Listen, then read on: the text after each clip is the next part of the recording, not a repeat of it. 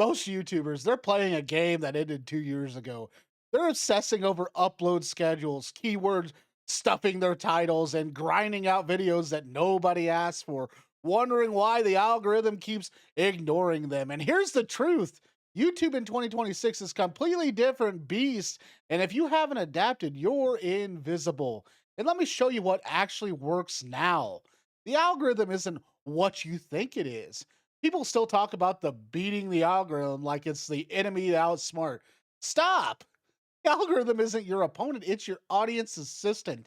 Its entire job is to find content people will actually watch and keep watching. And that means one thing matters above everything else: viewer satisfaction signals, not views, not subscriptions, not upload frequencies, satisfaction. YouTube measures this through click through rate, average view duration, likes, comments, shares, and most importantly, what happens after someone watches your video. Do they stay on YouTube? Do they immediately click off the platform? That post watch behavior tells YouTube everything it needs to know about whether your content is worth pushing. So your entire strategy needs to reverse engineer satisfaction and not the game metrics. And the hook is your whole video. You have about 3 seconds, not 10, not 33. A creator named Marcus grew his finance channel from 4,000 to 180,000 subscribers in 8 months without changing anything about production quality, his upload schedule, or even his topics. The one thing he changed was his opening line. He stopped starting videos with context and started them with the conflict. Instead of "today we're going to talk about budgeting," he opened with "I was $34,000 in debt with a spreadsheet that was making it worse, and here's what I was missing." Same information, completely different results. Your hook needs to do three things instantly: create tension, hit at a payoff, and make stopping feel like a loss. If someone can tune in out in the first 5 seconds without feeling like they missed anything, your hook failed.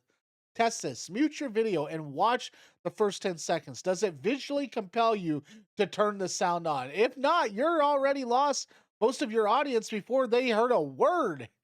And thumbnails are not most important skill in 2026. Thumbnails are no longer just about, being eye catching. They're about creating a psychological loop with your title that makes not clicking feel wrong.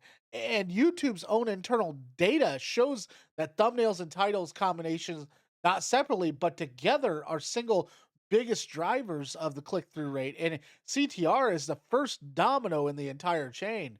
And here's what's working right now: faces with extreme specific expressions outperform neutral faces by significant margins. Not generic surprise faces, specific emotional states tied directly to the video's content, and curiosity mixed with slight disbelief, confusion paired with urgency, and the face and the text need to tell the same story from two different angles.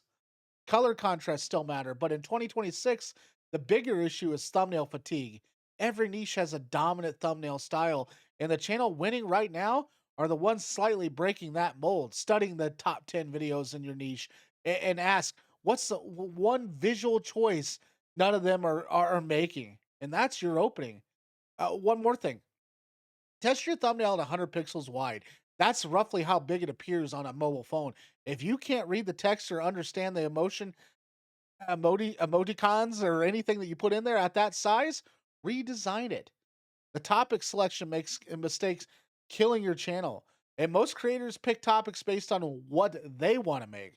And growing creators pick topics based on what their audience is actively searching for right now. And then they make it their own and use YouTube's search autocomplete as a research tool. Type your niche into the search bar and pay attention to what phrases YouTube suggests. Those suggestions are real search queries from real people.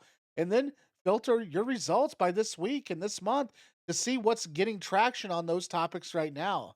And here's the sweet spot: is this high search demand, low competition from established channels, and a topic you can approach with genuine perspective or unique information. All three matter. High demand with no unique angles means you're making a copy. Unique angles with no demand mean you're making content for yourself. And here's something most people skip: study the comments on your competitors' top videos. the complaints, the questions, the I wish this video had covered moments. That's your editorial roadmap. Every unanswered question is someone else's comment section. It's a video idea waiting for you to make it. And retention is the new subscriber count. Here's a hard truth: a channel with 10,000 subscribers and 60% average view duration will outperform a channel with 100,000 subscribers and 25% view duration every single time. YouTube pushes content that keeps people on the platform, a video that holds attention all the way through and gets pushed to new audiences, a video that bleeds viewers at the 2 minute mark gets buried. No matter how many subscribers the channel has. And to improve retention, you need to eliminate everything that doesn't serve the viewer. Every second of your video should either deliver value, build anticipation, or resolve tension.